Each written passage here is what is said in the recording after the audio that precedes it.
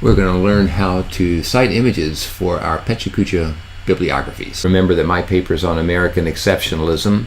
I'll do what most people do. Go to Google search and click images. I'm in luck.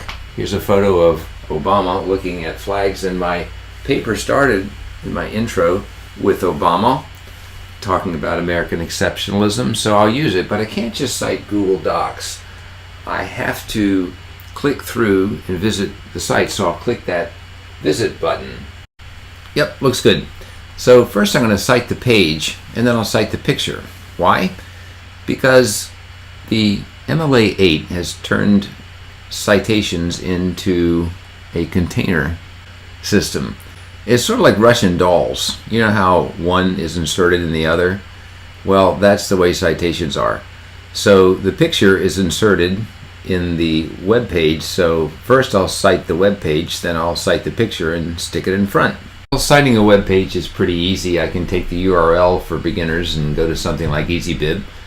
But instead I think I'll go to my current favorite citation machine, which is Cite, and copy and paste or type in that information, and voila, out comes a perfectly formatted, works cited citation. That's my container. I'll copy my citation into my bibliography and paste without formatting. I'm going to start looking for the stuff from my picture that's inside the container. For that, I'll need the photographer and the title. It so happens that this has a photographer listed, Jim Watson, so I'll need his name. There's no title, so I'm going to come up with my own description of what the picture is.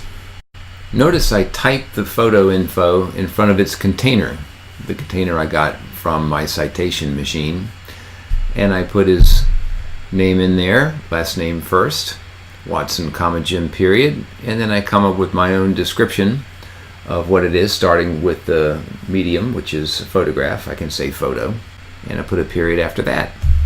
Let's pretend I didn't find the artist's name. That's pretty common. Well, I'm not going to put anonymous or anything like that. I'm just going to leave it out, just as I would if I didn't have the author's name in a regular MLA citation. So I'll just start with my description. That's it. Before we go, though, I wanted to remind you of some good sources we have in our Google Classroom for citing images. Now you know the basics of how to cite images for your Pecha Kucha bibliography.